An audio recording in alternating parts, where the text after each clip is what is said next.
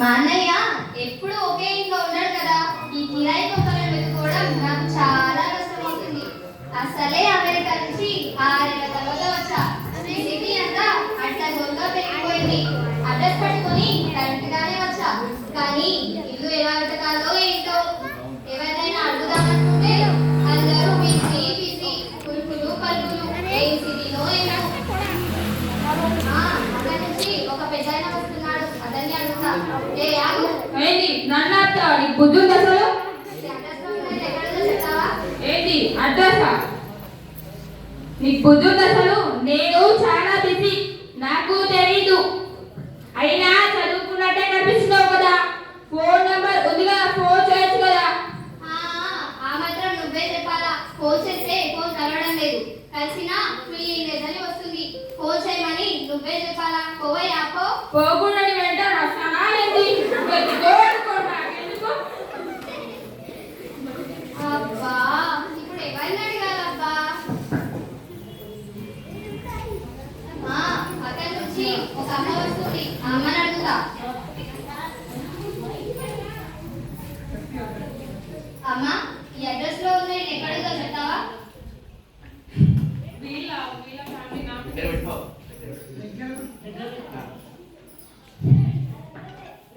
ఈ అడ్రస్ లో ఉన్న ఎక్కడిదో చెప్తావా? వీళ్ళ ఫ్యామిలీ నాకు తెలుసు, నాకే కాదు మా గంట వాళ్ళందరికీ తెలుసు. వీళ్ళని పిచ్చోళ్ళ ఫ్యామిలీ అంటే భయం చెప్తారు. అదిగో అక్కడ పచ్చని గడ్డతో ఉన్నదే నువ్వు అడిగిన ఇల్లు, అదే పిచ్చోళ్ళ ఫ్యామిలీ. పిచ్చోళ్ళ ఫ్యామిలీ అంటుందేమిటి? మా వాళ్ళంతా మంచిగానే ఉండేవాళ్ళు కదా. ఈ 5-6 ఏళ్లలో ఏమైనా జరుగుతుందో ఏమో. చూస్తాను ఇంకా వెళ్ళి.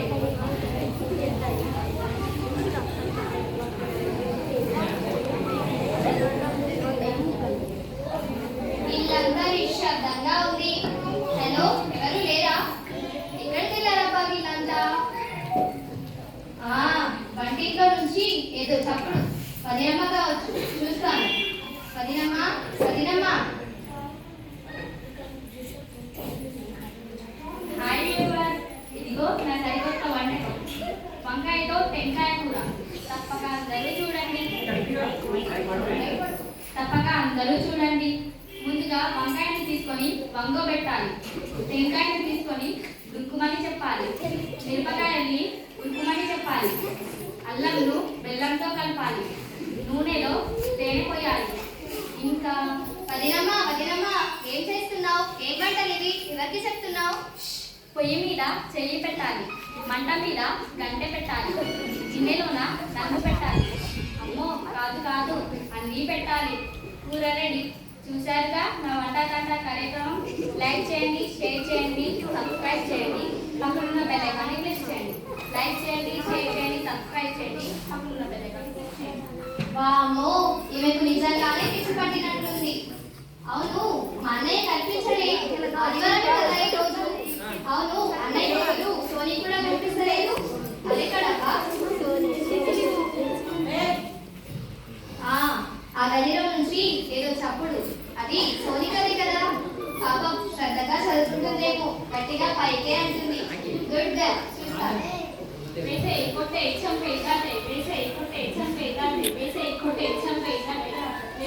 సోనీ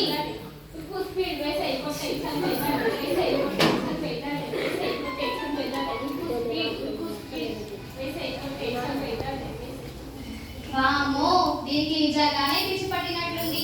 పలుకుతూనే లేదు, అసలు మన లోకంలోనే లేదు. వీళ్ళ పరిస్థితి ఎలా ఉంటే మా అన్నయ్య పరిస్థితి ఏంటో మరి. అన్నయ్య ఒకవేళ మీద నిలబడి 1 గంట, ముక్కు కాలు తీర్చకుండా 3 నిమిషాలు, తొక్క తీయకుండా అరటి పండుని ఎలా తినాలి, ఒక తప్పకుండా గొట్టు పదాలు ఎలా చెప్పాలి, ఇవన్నీ మీరు చూడాలంటే లైక్ చేయండి, షేర్ చేయండి, సబ్స్క్రైబ్ చేయండి. వామ్మో, మా అన్నయ్యకు పిచ్చి పట్టినట్లే ఉంది. అవును, మా అన్నయ్యకు ఒక చిన్న కూతురు ఉండేది కదా, అదెక్కడబ్బా? ఆ వరండాలో నిల్చొని ఏమో విన్యాసాలు చేస్తుంది. ఇదా చిట్టి?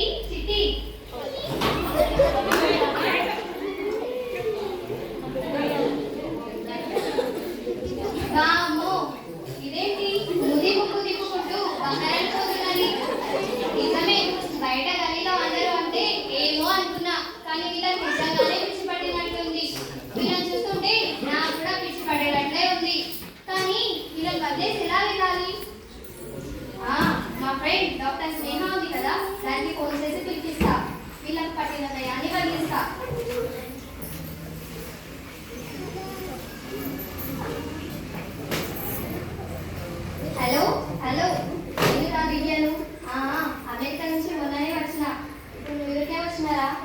పెద్దమ్మ కొడుకు అదే మా అన్నయ్య ఉన్నాడు కదా, చూసేద్దామని వచ్చినారా?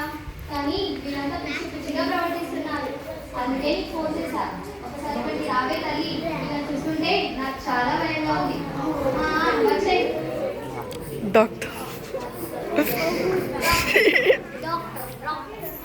హాయ్ దివ్య, బాగున్నావా?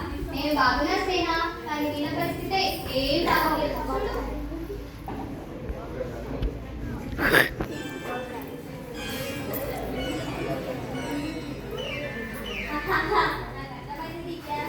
ఏమంటదండి? ఇలా పిచ్చి పట్టిందా, దయ్యం పట్టిందా?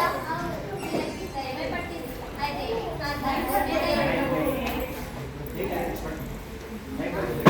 అవును, వీళ్ళకి దయ్యమే పట్టింది. అయితే అందరికీ దయ్యం కాదు. ఇది అరచేతిలో దయ్యం, అందరినీ ఆడుతున్న దయ్యం. అరచేతిలో దయ్యమా? అంటే మై డియర్ ఫ్రెండ్, ఇది సెల్ ఫోన్ దయ్యం. సెల్ ఫోన్ దయ్యమా? మరి దీన్ని వదిలించడం ఎలా? ఇది ఎవరికి వారే వదిలించుకునే దయ్యం. ఎట్లా? వివరంగా చెప్పు. ఇది ఇవాళనే కాదు, చిన్న నుండి పెద్దదాకా చదువుకున్న వాళ్ళ నుండి చదువురాదా, చిన్న నుండి పెద్దదాకా చదువుకున్న వాళ్ళ నుండి చదువురాదా, వాళ్ళ ఆడ మగ పిల్ల పాప అని ఏ భేదం లేకుండా అందరిని పట్టి పీడిస్తున్న దయ్యం. ఇది రకరకాలు. మీ వర్ణమును పట్టింది రీడ్స్ దయ్యం, మీ సోన్స్ పట్టింది ఏడ్స్ దయ్యం, మీ అన్నయ్య పట్టింది ఇన్స్టా దయ్యం, మీ చిట్టికి పట్టింది సెల్ఫీల దయ్యం. ఇలా ఇంకా ఫేస్బుక్, వాట్సాప్, మెసేజ్, చాటింగ్, ఇలా ఎన్నెన్నో దయ్యాలు ఈ సమాజాన్ని పట్టి అందరినీ పీడిస్తున్నాయి. మరి వీటిని వదిలించుకోవడం ఎలా? స్వీయ